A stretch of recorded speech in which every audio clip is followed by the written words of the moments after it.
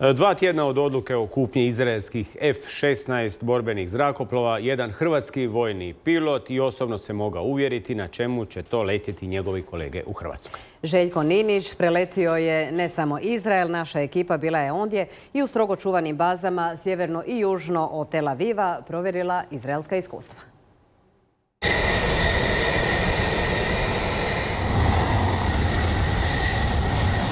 Ovako to rade Hrvati. Željko Ninić poletio je u F-16 rame uz rame i u paru sa svojim domaćinom zaparao nebo iznad Izraela.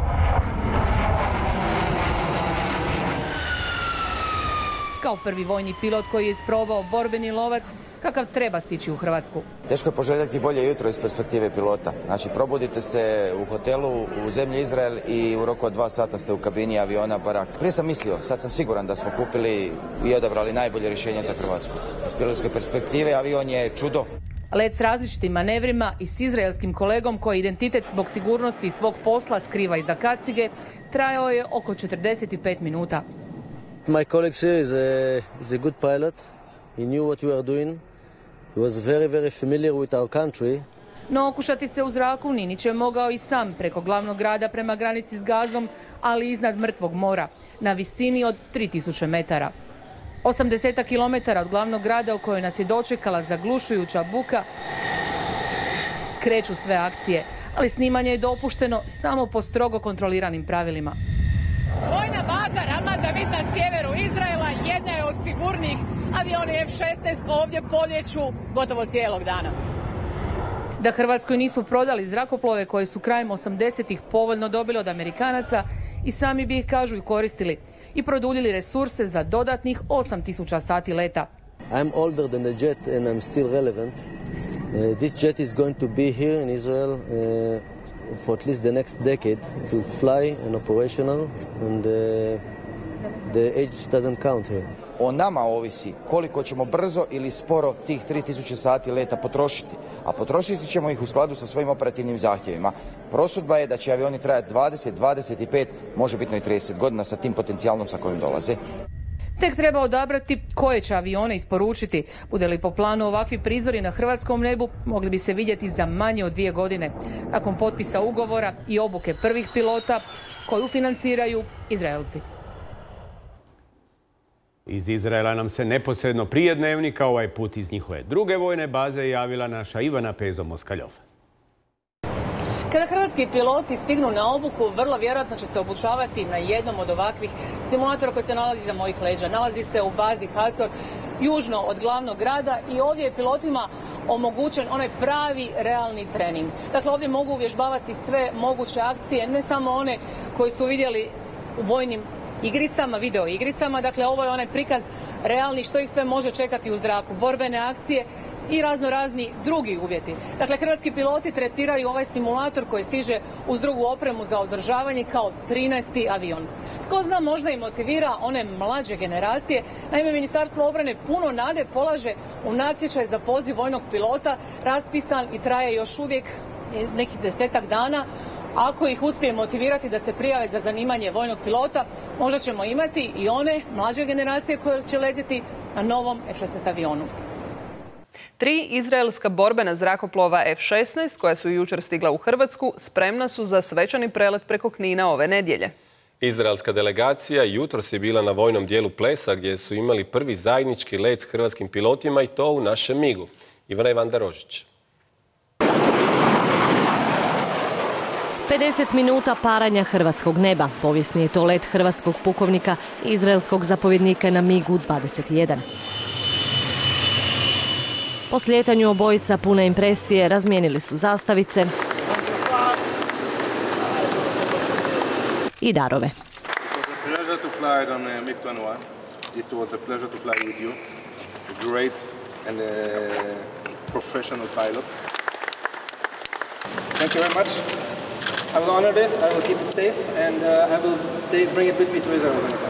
Za pukovnika Jagodića ovo je bilo opuštajuće jer je izraelski kolega cijelo vrijeme let vodio gotovo sam. Stvarno se dobro snašao.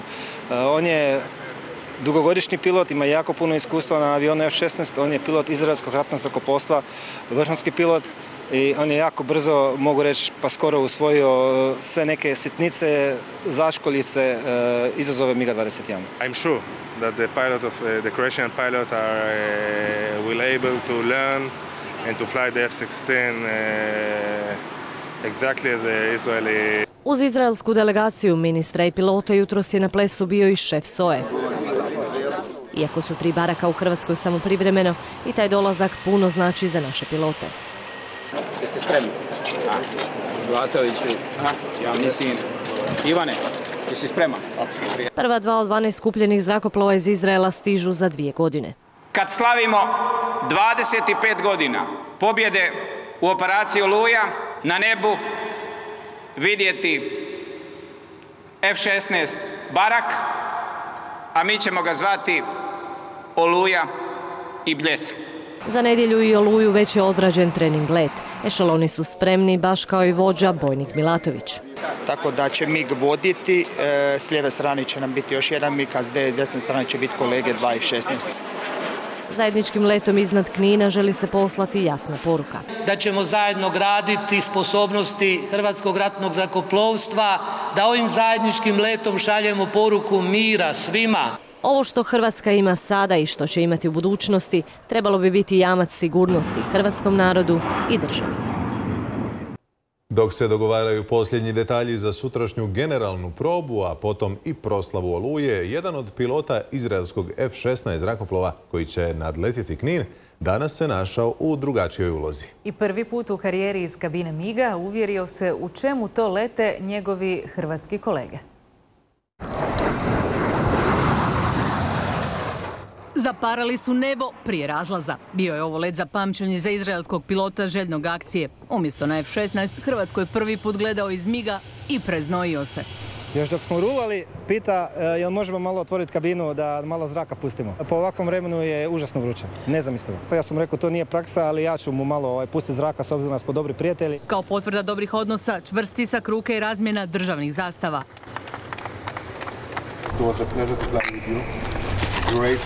And professional pilot.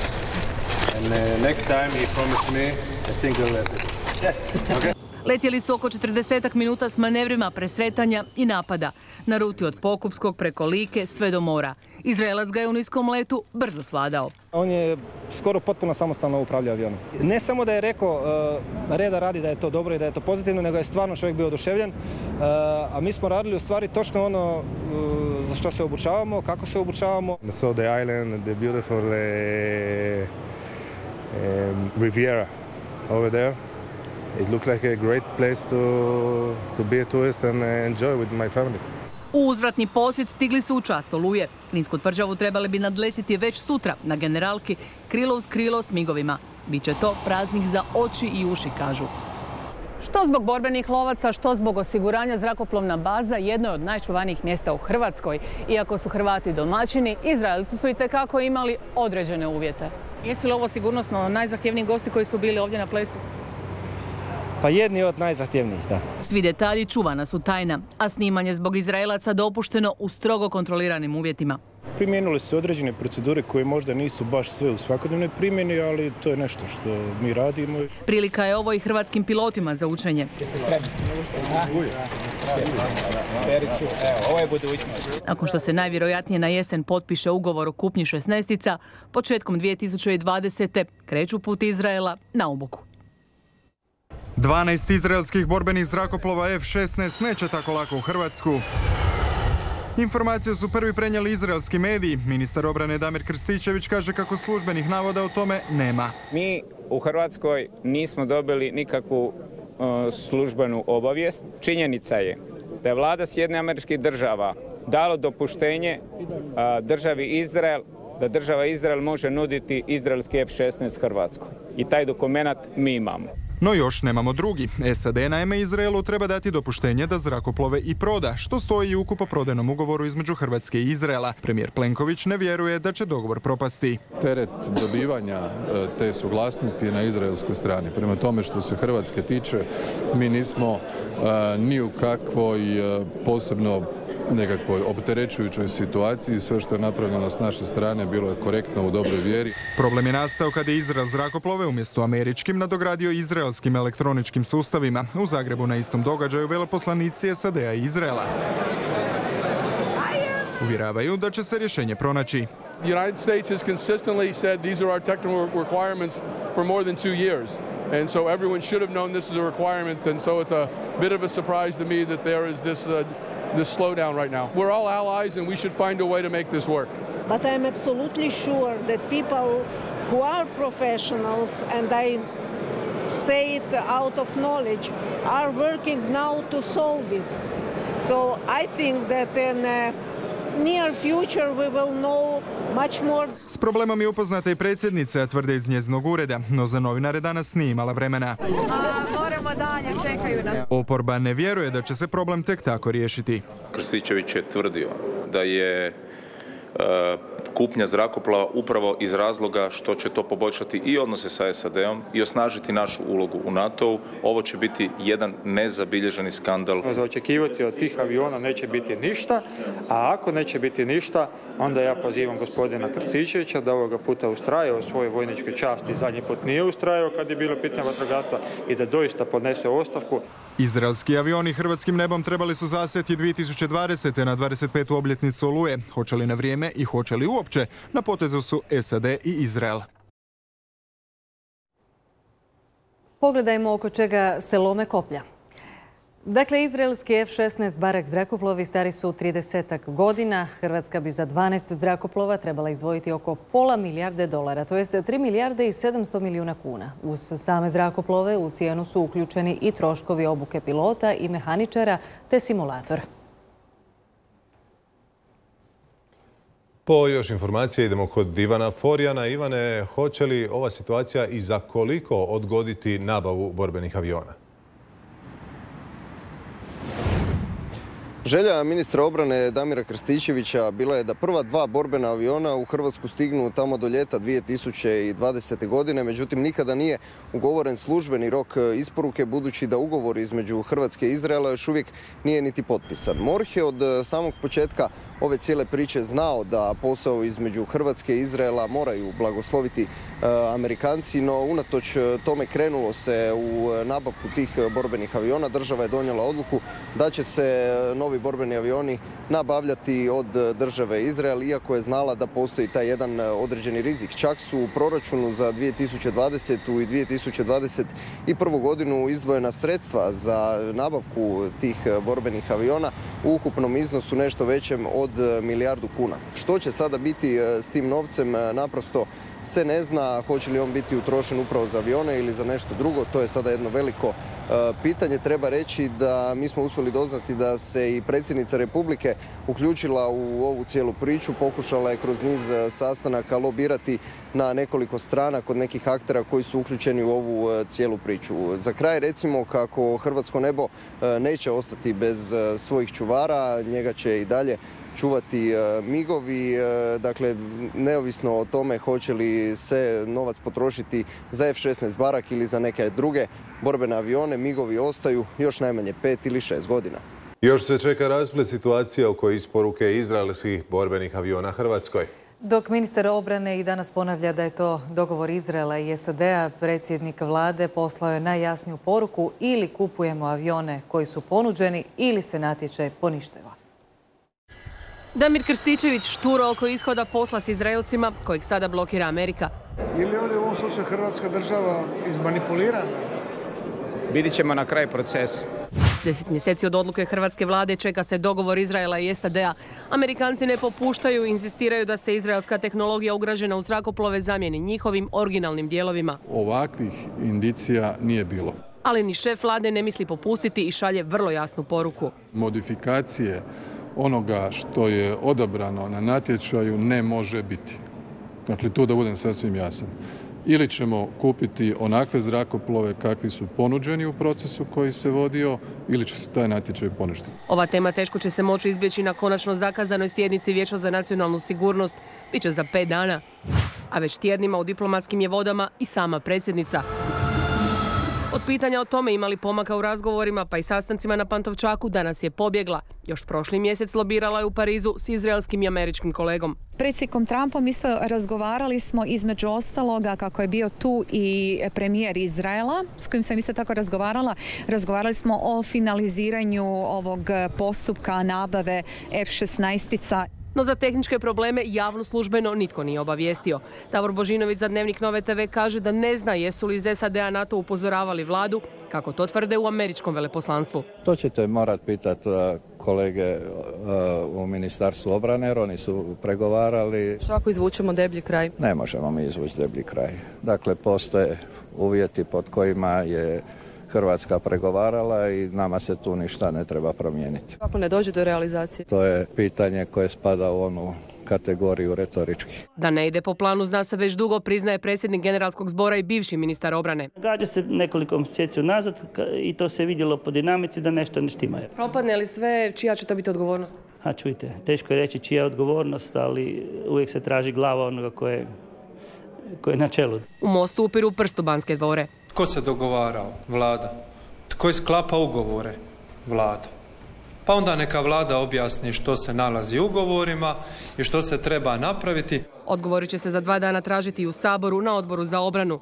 Prije točno godinu dana podržali su projekt, a sada od svih aktera žele čuti gdje je zapelo. Možda Selak zna nešto. Umirovljeni vojni pilot Selak nada se da će Amerikanci Hrvatsku naučiti pameti. Nadam se i vjerujem da će, ako se odustane od ovoga, da će časni general Matis dobiti barem ulicu u Zagrebu. Selak smatra kako treba kupiti manji broj novih aviona. Od početka je protiv ovakvog dogovora. Ljudi koji govore da zrakoplov koji je korišten, iskorišten, iznatezan, opterećivan, da budem vulgaran, više od amsterdamske prostitutke, da će njegovo održavanje biti jeftinije od novog, sve govori o ljudima koji su radili u toj komisiji. Do službene odluke državni vrh šuti, ostaju pri svome. Nema nikakve dileme, ili onako kako je, ili će se poništiti natječaj. Ja tu ponašam se odgovorno, to je novac hrvatskih poreznih obveznika. Hrvatska mora dobiti ono što je obećano, što je dogovoreno i u svemu tome mi ne smijemo platiti niti kunu više. Proces je u tijeku, kad zatvori se proces vidit ćemo. Ostajete li u vladi? A što ti imaš neki drugi plan? Mi nismo na ti. Imate vi neki drugi plan? Na tragu medijski napisa da posao propada iz Izraela, koji je sada na potezu, službenog komentara nema.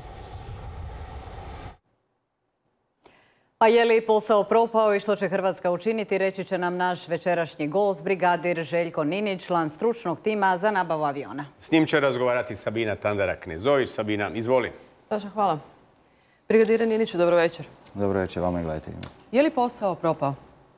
Pa nije. Što se nas tiče, obzirom da je model ugovaranja od početka inzistirano da bude G2G, government to government ili vlada vladi, država Hrvatska pregovara sa državom Izrael i mi očekujemo da se država Izrael očituje po tome da li je spremna za potpis ugovora, kao što smo mi spremni već jedno duže vrijeme, ili iz nekog razloga nije spremna za potpis ugovora.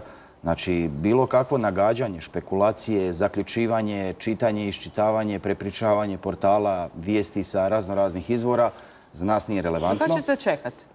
Pa ja ne mogu vam reći do kad ćemo čekati jer mi nekakvog tvrdog roka nemamo. Mi kao strana u pregovaranju smo spremni za potpis ugovora. Svi elementi za potpis su gotovi, usuglašeni između dvije strane. I što se nas tiče kada god... Dobro, neće to ići do u nedogled, pretpostavljam. Pa vjerojatno neće ići do nedogleda, ali ja vam ne mogu se reći tvrdi datum, da li je to 1.1. ili 1.7. iduće godine, uistinu tvrdog datuma nema.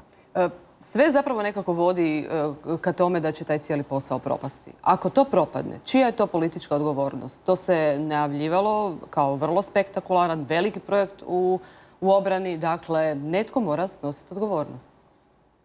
Iz moje perspektive gledano, utakmica nije gotova. Znači igramo prvo poluvrijeme, drugo poluvrijeme, prve produžetke, druge produžetke i ja svakako neću reći da je posao gotov, niti špekulirati da će posao propasti. Koliko se vi osjećate odgovornim? Sjedili ste na svim tim sastancima, zapravo dio ste stručnog tima koji je odabrao ove avione. Pa mislite na moju osobnu odgovornost?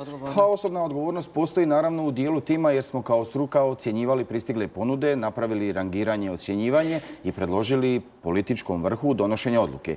Nemojmo zaboraviti da je politika Republike Hrvatske jednoglasno na Saborskom odboru za obranu i jednoglasno na Vijeću za obrane podržala prijedlog Ministarstva obrane i stručnog tima za donošenje političke odluke. Vjerovali su vama što ste im podastrali te papire? Pa da li bi netko normalan vjerovao ikome jednoglasno iz bilo kojeg razloga, a da nije postojalo nekako utemeljenje za to? Ne pričamo ni tu o nekakvom povjerenju. Ispada da ste vi slijepo vjerovali Izraelu, a sad postoji problem s Amerikancima. Jeste li znali za te američke uvjete? Slijepog vjerovanja nije bilo. Mi smo izdali natječaj. Na natječaju su se javile 4 tvrtke ponuđači, odnosno 4 države. Mi smo dobili ponude, ocijenili ponude. Ponude su ocijenjene prema 4 domene, 10 poddomena i preko 200 elemenata ocjenjivanja. Zar vi uistinu mislite da smo mi sposobni izmanipulirati kompletan vojni politički vrh ove države po tom modelu ocjenjivanja? A pitam vas za američke uvjete. Jeste li znali za američke uvjete? Na koji način oni prodaju svoju vojnu opremu, avione, sve? Jedna od ponuda koje smo mi imali je bila ponuda države Amerike. Govorimo o novim avionima Block 70. I mi smo tu ponudu adekvatno ocijenili. Ali ove uvjete za izraelske avione koji su im oni prodali? Država Izrael kao jedan od ponuđača na našem natječaju je javila se, a na temelju prethodnog odobrenja ili ti predodobrenja koje su dobili od strane Sjedinjenih Američkih Država. I vi ste taj papir vidjeli? Naravno. Šta je pisalo na tom papiru? Točno ono što je trebalo pisati je pisalo da bi imali jamstva države Izrael da je u stanju prodati avione Hrvatskoj. I što bismo mi sad trebali usporavati svaki papir kojeg jedna država podnese? Jeste li možda trebali tražiti garancije od Amerike zato što su to bazno njihovi avioni bili? Za nas su to avioni od države Izrael i mi ih kupujemo od države Izraela. Odnosi između države Izrael i države Amerike nisu predmet države Hrvatske. Mi kupujemo avione od države Izrael, model suradnje je vlada-vlada, država-država i s te perspektive gledano mi nemamo pravo osporavati papir kojeg jedna država legitimno donese drugoj državi. Ali pitam vas ponovno, ako sve to propadne, treba li ministar Krstičević podnijeti ostavku? Mene osobno pitate? Da. Apsolutno ne. Znači mi smo kao stručno povjerenstvo napravili ocjenu pristiglih ponuda i kao takvu dali prijedlog politici. Ko treba odgovarati ako to propadne? Ja stvarno nisam adresa da vam to odgovorim, ja nosim odoru, imam čin i odgovaram svom prvo nadređenom. A ko treba snositi odgovornost i kakvu odgovornost i zbog čega odgovornost? A zamislite što bi bilo da smo potpisali ugovor i da smo platili možda prvu ratu, preuzeli neke uvjete i da se onda nije dogodio TPT. Kako bismo onda razgovarali danas? Upravo iz tog razloga mi nismo htjeli potpisati ugovor koji bi možebitno bio štetan za Republiku Hrvatsku. Stavili smo kao prijedlog jednu od točaka ishođenje TPT-a, odobrenja za transfer aviona, kao uvjet za potpis ugovora. Samim time nema nikakvih negativnih posljedica osim vremena za Hrvatsku. Da li vi dalje vjerujete da je ovo bio uistinu dobar posao? To je bila najbolja ponuda koja je stigla u prošlom natječaju. Pa posao se nije dogodio. Ne mogu reći je li to bio najbolji posao kad se posao nije dogodio. Ponuda je bila najbolja. A postoji mogućnost da se ne dogodi? Pa tek onda ne mogu špekulirati o tome da li je to bio najbolji posao ili nije bio najbolji posao kad posao se nije dogodio. A ako se ne dogodi, onda će biti i posljedica? I u jednoj i u drugoj inače će biti posljedica. Za nas kao struku cijenimo da ovo nikako nije kraj. Vlada Republike Hrvatske je donijela odluku o zadržavanju borbenih sposobnosti zrakoplovstva. Ukoliko i dođe do prekida, poništenja ili bilo kojeg drugog oblika zaustavljanja ovog procesa ugovaranja sa Izraelom, ok, naučili smo jako puno, primijenit ćemo puno naučenih lekcija u drugom koraku i idemo tražiti drugo rješenje. Opaka lekcija. Brigadire Niniću, puno vam hvala na ovom razgovoru. Hvala vama. S prvim danima nove godine bit će poznata sudbina posla s borbenim avionima. Do kraja tjedna istječe rok koji je SAD dao Izraelu da se očituje pristaju ili na prodaju pod njihovim uvjetima. Dok se čeka izraelski odgovor, Vlada i Sabor brane ministra obrane koji se našao na meti kritika zbog cijelog projekta. Vrijeme curi. Američka je strana Izraelskoj poslala konačan popis uvjeta u kojima inzistira na svojoj originalnoj opremi u avionima. Očekujemo u najkraćem periodu, govorimo nekoliko dana ispred nas, da se dva partnera sjednu i dogovore i da pred nas država Izrael izađe sa konačnim odgovorom da li je ili nije sposobna i spremna potpisati ugovor. Da Izrael nije imao ključnu američku dozvolu za prodaju nadograđenih zrakoplova s kojima je pobjedio na natječaju, potvrđuje danas jedan od članova komisije. Zašto se išlo u ovaj prijedlog ako se znalo od samog početka da ne možemo dobiti te avione? Mi smo imali jamstva, državna jamstva države Izrael kao ponuđača aviona da će biti sposobni i imati odobrenje od Amerike dati nam prodati svoje avione. Papirom su nam to potvrdili i to je bilo jedno od jamstava s kojim smo krenuli u posao. No papire javno nitko ne pokazuje. Šef Sabora brani ministra obrane koji je sa suradnicima vodio projekt. To povjerenstvo prezentiralo je tu odluku i državnom vrhu. I u tom trenutku njihova argumentacija je bila vrlo uvjerljiva i koliko znam, obavezu da riješi problem sa Amerikom preuzeo je Izrael. Očito da je po dosadašnjim informacijama da ga riješiti ne mogu. Pozadina i okolnosti pod kojima je Krstičević sve dogovarao Banskim dvorima, kaže, nije sporna. Vidio sam informacije da i predsjednik vlade sad istražuje, kako mi se čini da se pojavila informacija ministra obrane. Ta informacija nije točna. Ministar Božinović poručuje, pričekajmo izraelski odgovor. Neke stvari su ipak isplivale na svjetlo dana posljednjih dana. Je li ministar trebao ipak biti oprezniji? Ja mislim da ministar nije mogao znati i ne može znati ono o čemu razgovaraju dvije strane u tom postupku, a Hrvatska nije ta strana. Kritični i u SDP-u čija je stranka tražila Krstičevićovu odgovornost. Definitivno da se nije radilo transparentno, da se nešto dogovorilo ranije, a prema svim onima što smo znali u kakvom stanju je ta roba, pod navodnike, to je roba koju mi ne bi trebali kupovati. Ako sve propadne, možemo li od Izraelaca tražiti da nam se ispričaju? Uistinu ne znam, to je politička razina komunikacije. Kako će državni vrh se postaviti u toj situaciji, stvarno ne znam. Već su najavili poništenje natječaja, ne dobijemo li odabrani avion.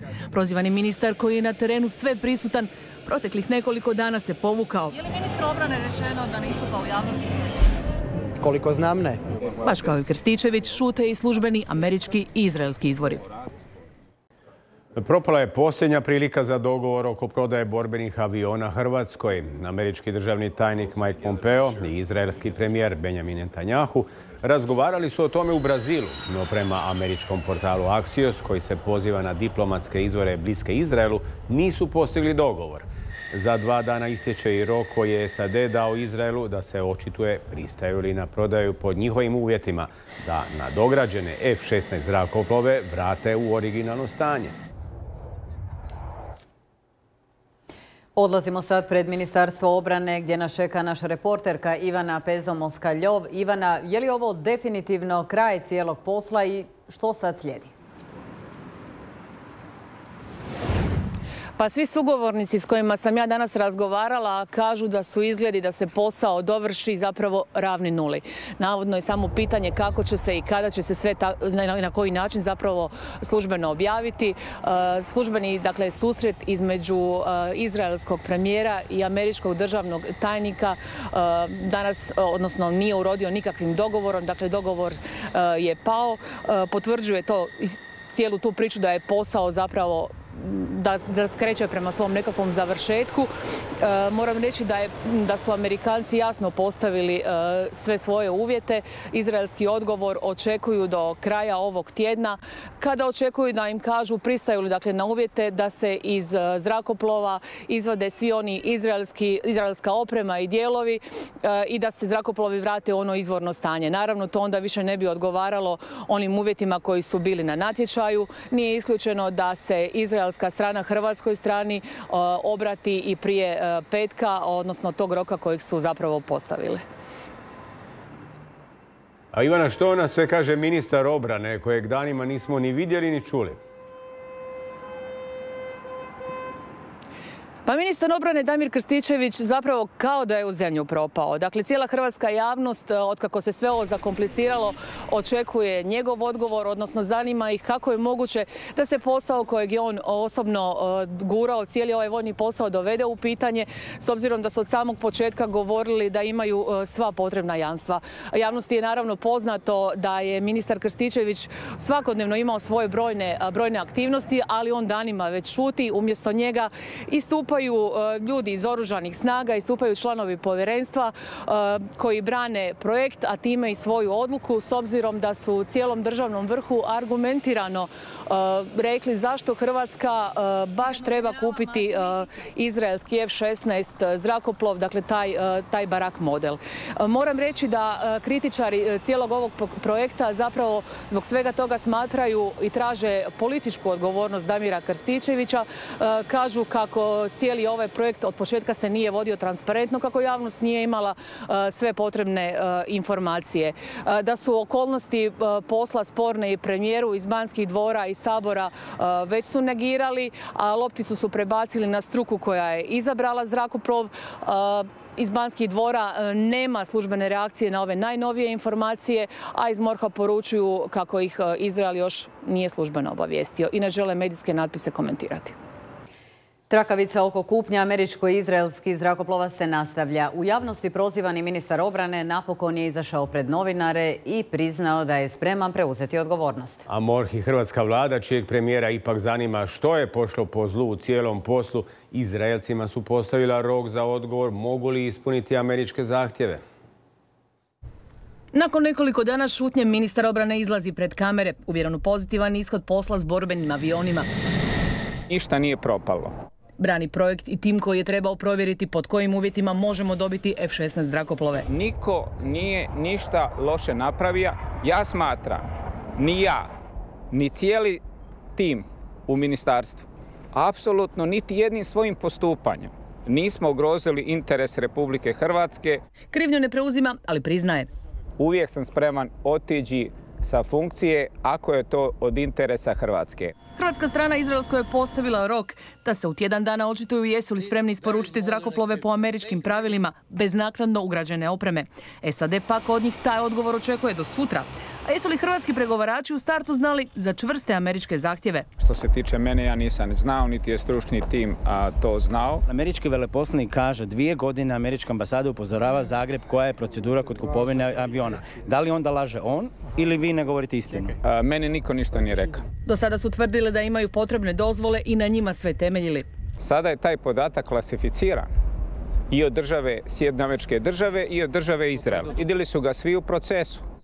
Donedavno su to negirali, no premijer potvrđuje, ipak se analizira kako je kupnja borbenih aviona dovedena u pitanje. Do ovoga što je došlo nama naravno nije drago, ali nastojimo sada identificirati točno i razloge tih problema, a nakon toga ćemo donositi odgovarajuće odluke. Sve je izvjesniji izlazak iz posla teškog $500 milijarde.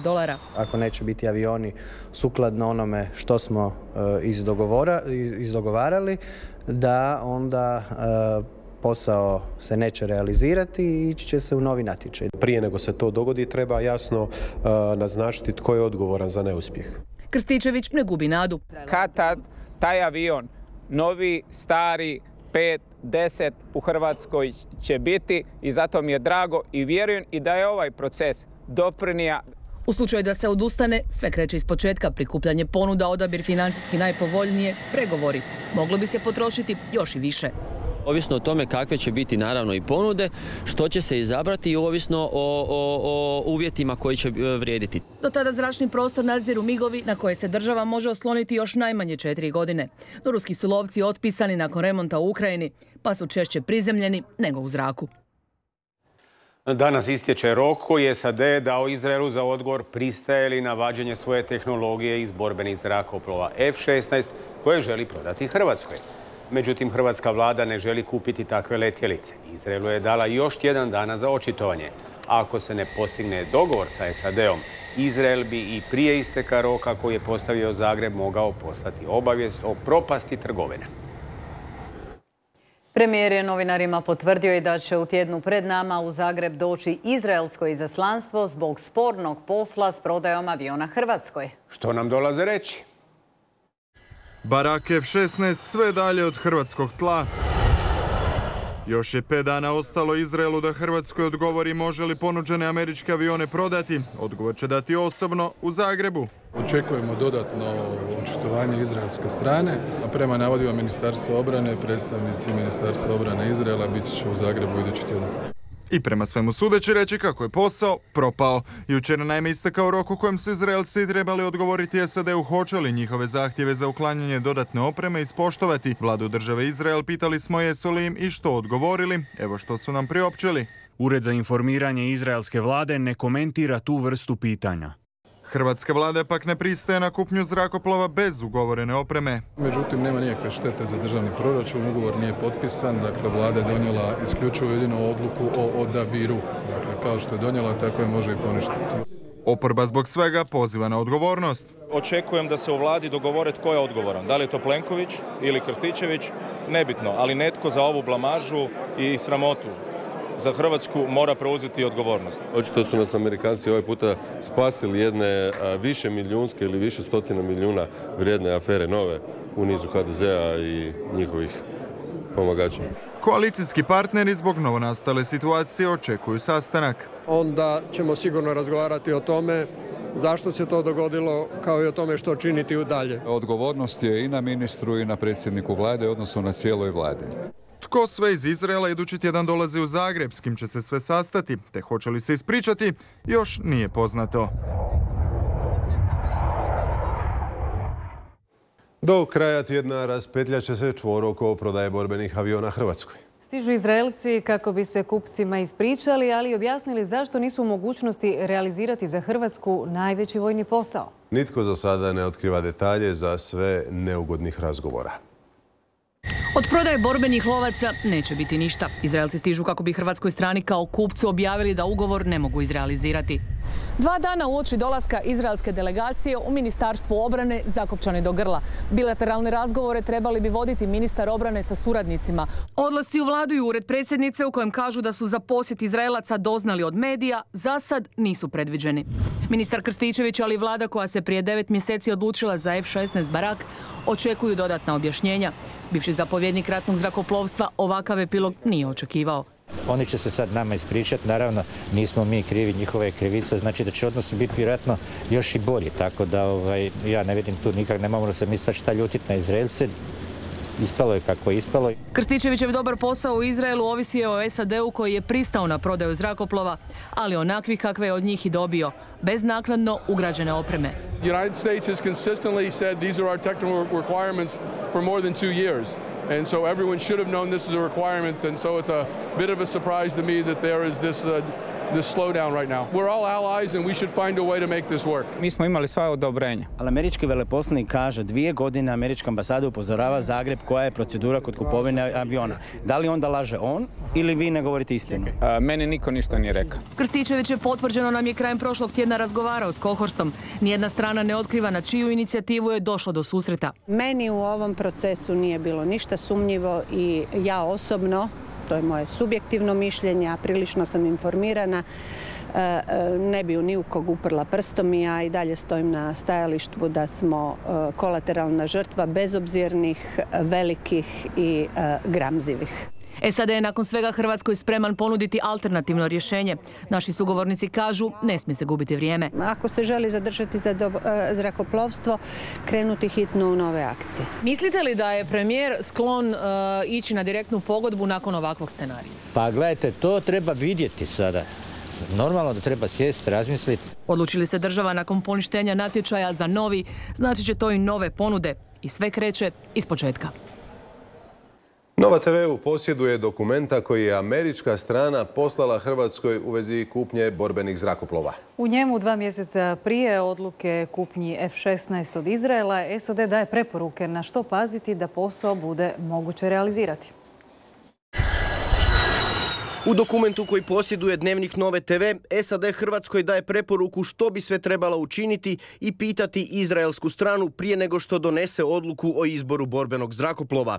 Sve kako bi posao mogao biti zaključen bez problema. Dokument je poslan 2 mjeseca prije konačne odluke da se kupuje F-16.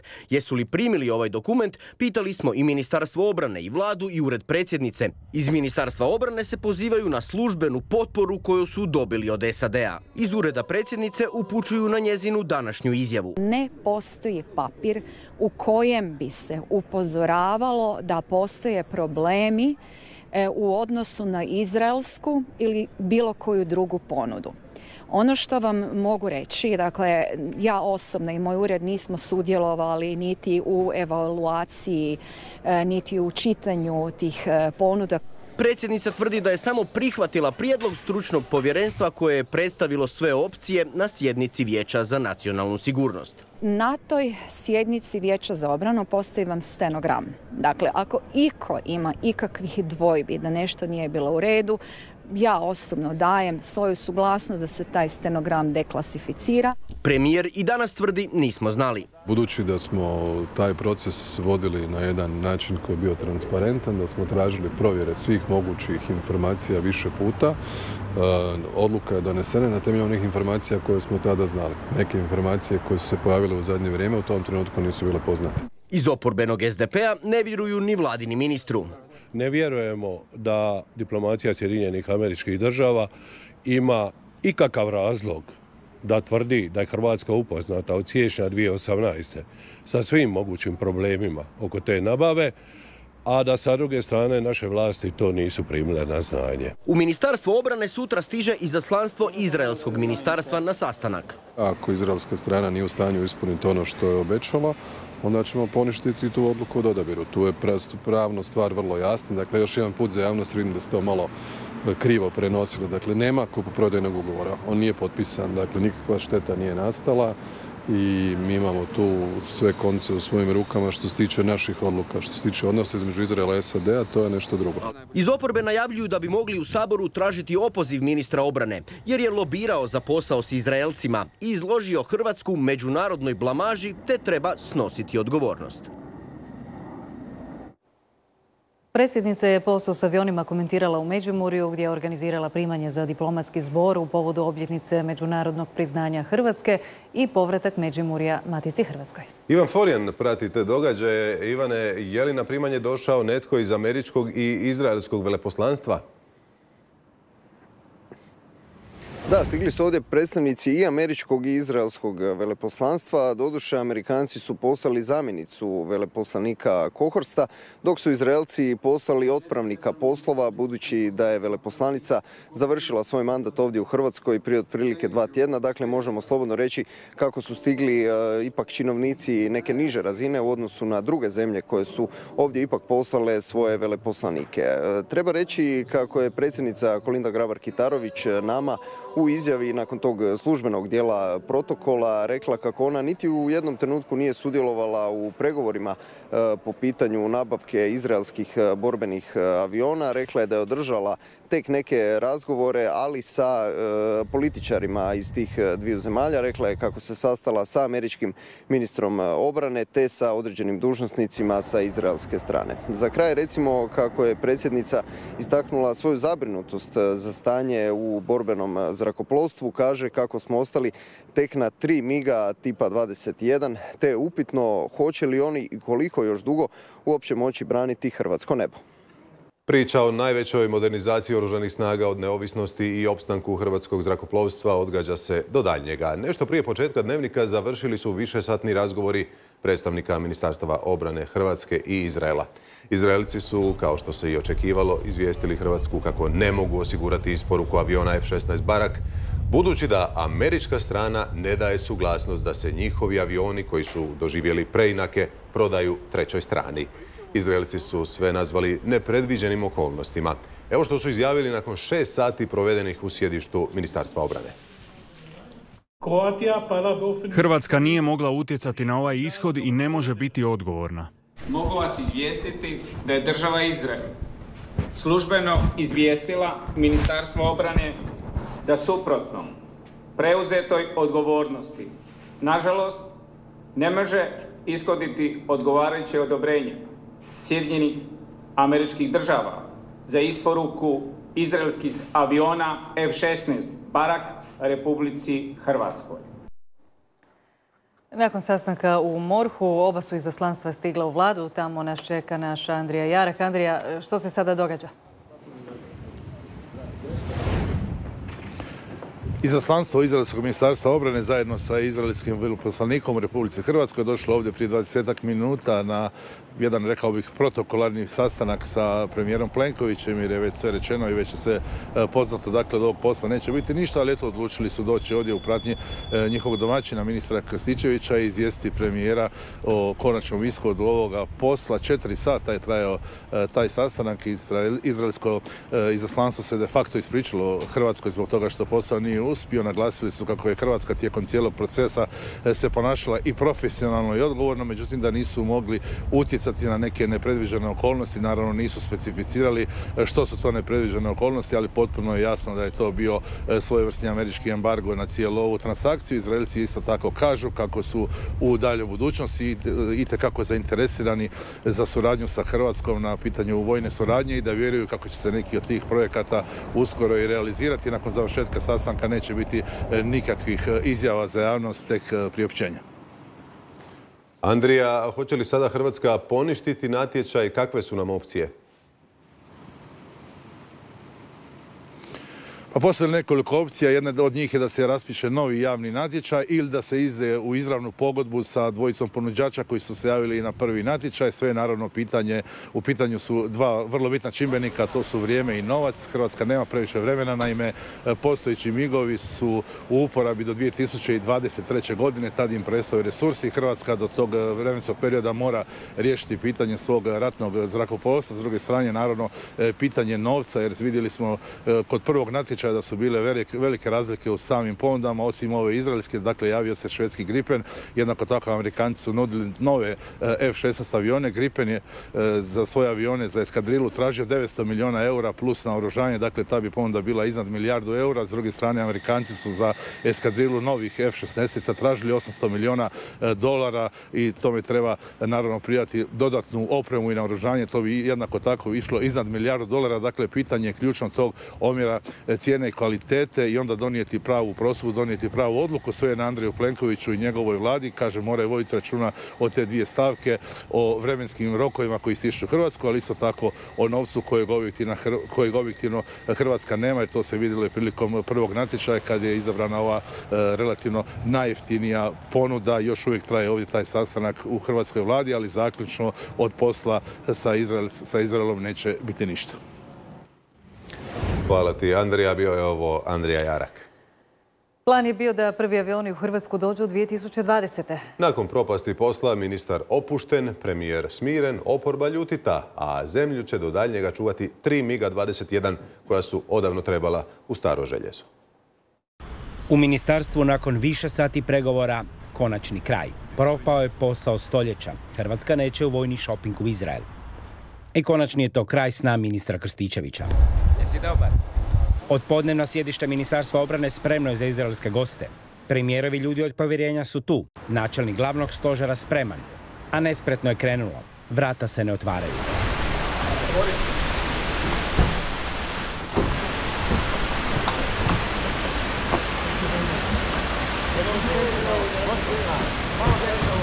Ministar koji je uživao u ovom propalom poslu sebe smatra nevinim. Što se tiče moje odgovornosti, nema je. Moja odgovornost da sam ja i cijeli tim u Ministarstvu obrane učinio sve da Hrvatska kroz međunarodni natječaj dobije priliku da dobije hrvatsko avion. Transparentno, javno, nacionalni interesi. Samo to se može čuti kada se upita ministra o kupnji aviona. Hrvatska za ništa nije kriva, da smo sve napravili ispravno, da smo postavili sva potrebna pitanja koja smo trebali postaviti i da smo imali sva potrebna jamstva. Ministar Krstičević nije vidio non-paper u kojem Amerikanci upozoravaju Zagreb na prepreke u poslu sa Izraelcima. Hrvatska posjeduje službenu, usmenu i pismenu korespondenciju što se tiče Sjedinjenih Američkih Država i Republike Hrvatske. Zbog toga što je sve propalo, okrivljuje drugu stranu. To je isključiva odgovornost države Izrael i to je isključiva odgovornost države Izrael da to osigura. Premijer danima jasan. Potpisujemo samo ono što smo dogovorili u natječaju ili ugovora nema.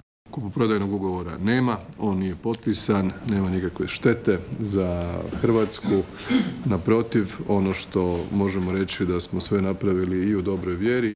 Pred vladom je poništenje dogovora sa Izraelom, a onda novi vojni šoping. Do tada oporba traži odgovornost, ponajprije ministra obrane. Treba se snositi odgovornost za blamažu Hrvatske i na unutarno-političkom planu i na vanjsko-političkom planu.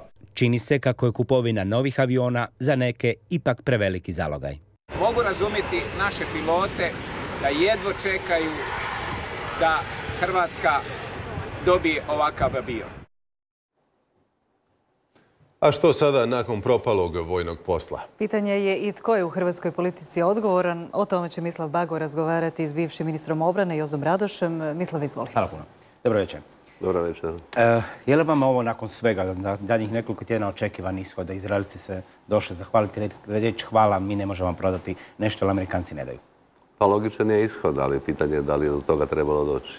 Da li, bili ste ministar obrane, tad se nije ulagalo toliko u modernizaciju, ali bavite se s tom problematikom sada kao eurozastupnik. Da li netko u Zagrebu je morao znati koja je nulta točka kod Amerikanaca kad se je u pitanju vojna industrija? Da ne možeš kupovati od njih preko druge zemlje i da oni zapravo traže kontrolu nad svojom vojnom oružjem?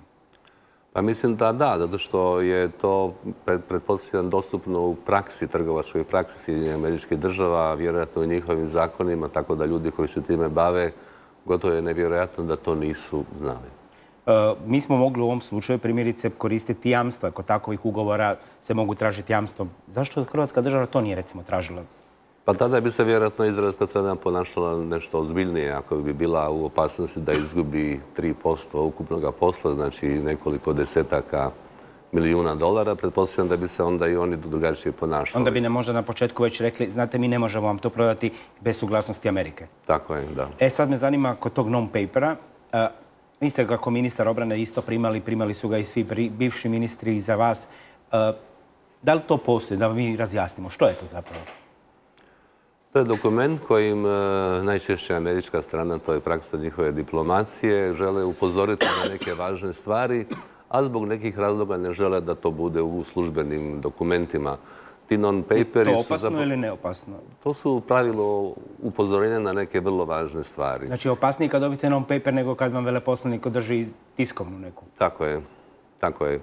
I naravno ti dokumenti, ti papiri koji nisu dokumenti, a vrlo su važni, zapravo bi trebali doći do onih najvažnijih ljudi. A predsjednica, premijer i ministar kažu nismo ih čitali. To je malo čudno jer su oni upravo bili namijenjeni njima. Ok, koja je vama sad sudbina zrakoplovstva? Mi smo do godine trebali dobiti prvog F-16 Barak. Po vašoj procjeni šta će se sad ići? Sa Šveđanima i Amerikancima u direktan posao? Pa to mi je teško reći, ali dakle radi se o poslu koji je 2 puta skuplji. Dakle, umjesto 500 milijuna imamo $1 milijardu približno i imamo naravno vremensku stisku. Možemo doći u opasnost da kad budemo trebali nadzirati naše nebo nećemo imati resursa i tada ćemo morati plaćati nadzor neba, što onda će biti šteta. Onda će to biti financijski gubitak. Hrvatska je politički odlučila da ćemo imati zrakoplove. Slovenci to nemaju, oni plaćaju Italijanima. U kom trenutku je pametnije da nam neko drugi čuva naše nebo umjesto da mi kupujemo zrakoplove? Pa to je pitanje procjene. Ako je taj odnos, govorim sad na pamet, negdje 2:1, onda je, ja bih se odlučio za zrakoplov, jer onda imate vlastite zrakoplove. Ako bi nam rata bila za... Ali ako bi odnos recimo bio 10:1, to znači ako bi čuvanje neba koštalo nekovih 15 milijuna dolara godišnje, onda bi se ja u hrvatskim okolnostima, zbog toga što ta investicija oduzima mogućnost investiranja u druge nama jednako važne ili važnije grane kao što je mornarica, onda bi se odlučio za nadzor neba od strane vanjske usluge. Slušali smo puno strateško partnerstvo Izrael, Amerika, Hrvatska. Je li tu ipak na kraju samo novac u pitanju? Nikakve partnerstva, floskule? Pa strateško partnerstvo je na političkoj razini, ali kada se radi o novcu, o trgovini, onda tu nema nikakvog partnerstva. To je isključivo financijski interes i moja iskustva, a što je i logično, jedna i druga zemlja su u tom smislu vrlo organizirane i vrlo angažirane. Izraelci su se zapravo kompromitirali, oni više nemaju tu šta tražiti. Hoće li nam Amerikanci možda zamjeriti što smo do zadnje minute praktički s Izraelcima pokušali nešto napraviti mimo njih?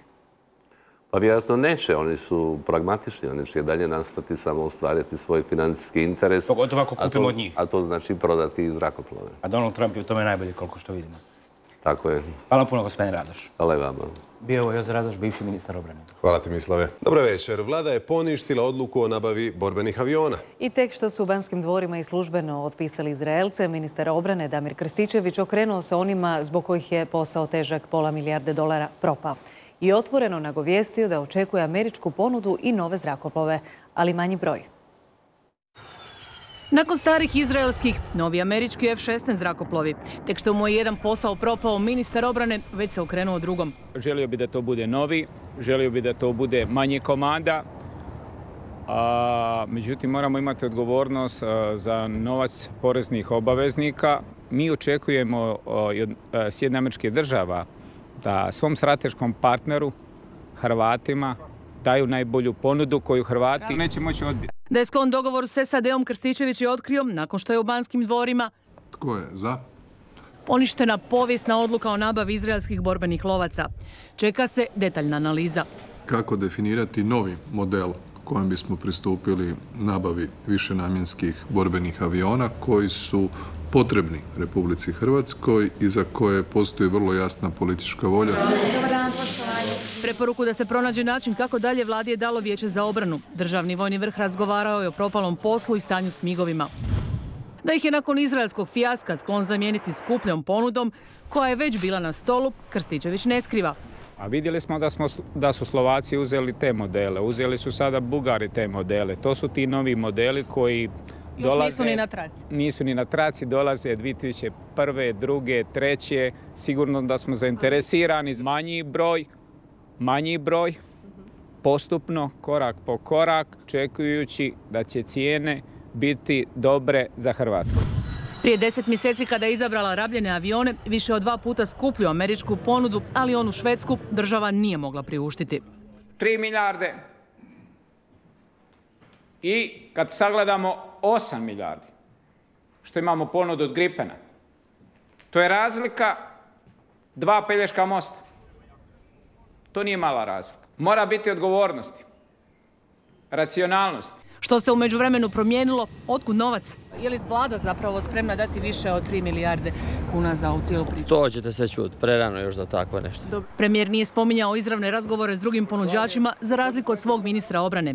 Je li se Krstičević danas zaletio?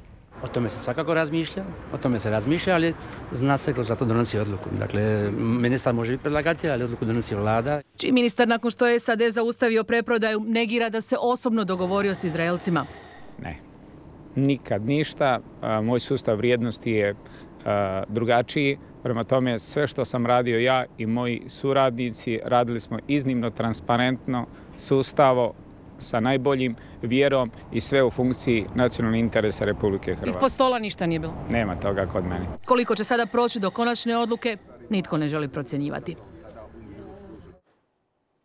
A evo o čemu uopće govorimo kad govorimo o novim i tehnološki naprednijim F-16 zrakoplovima, takozvani model Block 70/72, koji bi nam mogle ponuditi Sjedinjene Američke Države. Te su borbene avione Amerikanci Hrvatskoj nudili na natječaju za 12 komada, odnosno cijelu eskadrilu. Tražili su oko $1,6 milijardi. U cijenu nije bilo uključeno naoružanje. Odlučili se Hrvatska za takvih 6. Hrvatske porezne obveznike stajali bi između $750 i $800 milijuna. No naravno treba pričekati konkretnu ponudu i što bi sve uključivala kako bi se uopće moglo razgovarati i o cijeni i o paketu. Bili su visoko na listi ministrovih želja. Trebaju nam novi borbeni zrakoplovi. Politički konsenzus nije bio upitan, vrlo brzo je odlučeno. Kreće se u potragu za nasljednicima migova koji su odavno pred mirovinom. Novci su uvijek problem, međutim moramo to gledati ne samo kao trošak. Možemo to gledati i sutra kao investiciju. Već tada su tvrdili budući čuvari hrvatskog neba doletjet će 2020. U vrijeme kada će Hrvatska predsjedati Vijećem Europske unije. Lobira se slažu ponude, istodobno u kolovozu američki proizvođač zrakoplova koji podržava prodaju, ali samo pod svojim uvjetima prvi put upozorava. Izraelu nikad nismo odobrili isporuku nadograđenih aviona nekoj NATO državi i savjetuje izaberite grčki F-16. Amerikanci kojima posao dugoročno nosi zaradu što zbog rezervnih dijelova, što zbog servisa, na moguće probleme signaliziraju i u studenom, čak 2 puta. Da ne upalim, jel? Baš dok je stručno povjerenstvo ocjenjivalo pristigle ponude, a najveću vojnu investiciju kupujemo li nove ili rabljene lovce, proslijedilo u političke ruke. Ministre, je li idete pred predsjednicu i premijera s izraelskom ponudom? Idem i kod predsjednicu premijera sa pozitivnim mišljenjem jednoglasnim saborskog odbora za obranu. Možete kupiti ono što možete si priuštiti. Samo 8 dana prije Amerikanci pišu Krstičevićevom pomoćniku Izrael teško da će dobiti dozvolu o prodaji aviona. No šutjelo se o mailovima, iz nekog je razloga zanemaren i non-paper dokument s američkim savjetima na što paziti prije konačne odluke. Favorizirate li izraelski F-16? Ja ne favoriziram nikoga. Favoriziram da je odluka priuštiva. Ono što je Damir želio, a to je da Hrvatska vojska bude među ljudima, mislim da se postupno ostvaruje. Još avioni. Da, evo još da riješimo tu kao sitnicu. Koju su porezni obveznici trebali platiti oko 3 milijarde kuna, ali ne za novo, jer nad Izraelom lete više od 25 godina. Ja bih najradije kupila novi Mercedes, ali onda se ne mogu priuštiti ni hranu, ni mnoge druge stvari. Dakle, moramo tu biti racionalni u toj odluci. Stari, korišteni, novi, to su sve vrhunski zrakoplovi. Oni su taj zrakoplov izraubali. Piloti koji su ga birali i isprobali to ne misle. Iz pilotske perspektive avion je čudo. Ministar se hvalio novim partnerstvom. Unatoč činjenici što nas dijeli 1000 kilometara, dijelimo niz zajedničkih točaka nacionalnih interesa. Izraelci na Oluju u niskom letu iznad Knina nitko ne spominje probleme. Kada ćete potpisati taj ugovor, zašto se kasni? Pa prije svega vi znate da su to velike odluke. Postoje li kakvi konkretno problemi? Tu su struka, to smo već prošli puno, neću na ta pitanja.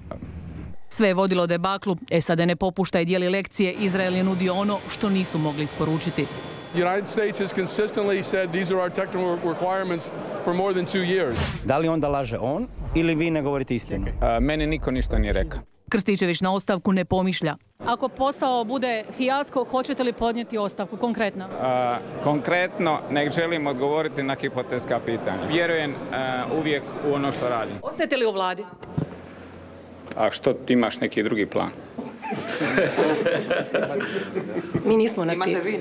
Plan B izvukao kad je sve propalo, promijenio smjer, okrenuo se Amerikancima i F-16-icama koje se još ne proizvode. Želio bi da to bude manje komanda, međutim moramo imati odgovornost za novac poreznih obaveznika. A ne tako davno uvjeravao je da možemo priuštiti cijelu eskadrilu rabljenih.